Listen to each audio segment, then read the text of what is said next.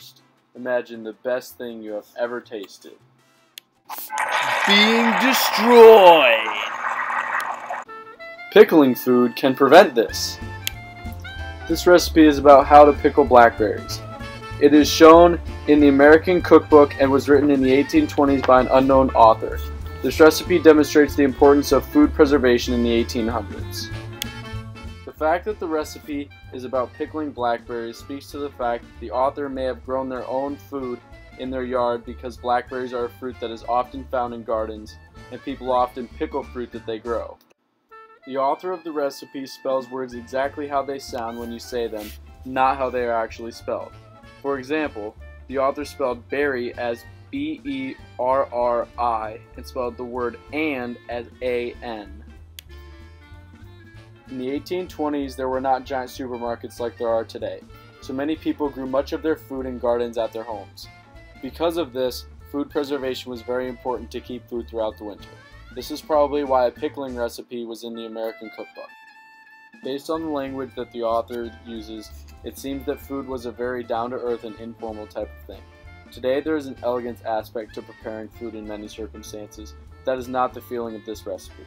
For example, the recipe states, let the syrup boil a half hour more or less, then throw it on the berries and they are done.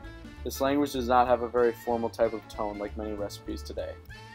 From the Zathmary recipe pamphlet, there is a book called the Ball Blue Book of Canning and Preserving Recipes from the 1900s. In this book, it talks about how to do many things, among them preserving blackberries. The book refers the reader to a previous page about pickling strawberries because the same method is used for pickling blackberries. The way that this book instructs how to pickle blackberries is very similar to how the recipe does. Both involve the same ingredients as well as similar methods. One big difference between the pamphlet and the recipe is that the recipe is meant for pickling 7 quarts of berries, while the pamphlet calls for 2 quarts. This may give some insight about the author of the recipe, that they were preserving berries for the winter because the recipe calls for much more than what the pamphlet calls for. The section about pickling in the Oxford Encyclopedia of Food and Drink in America mentions that processing pickle jars in a hot water bath kills bad bacteria.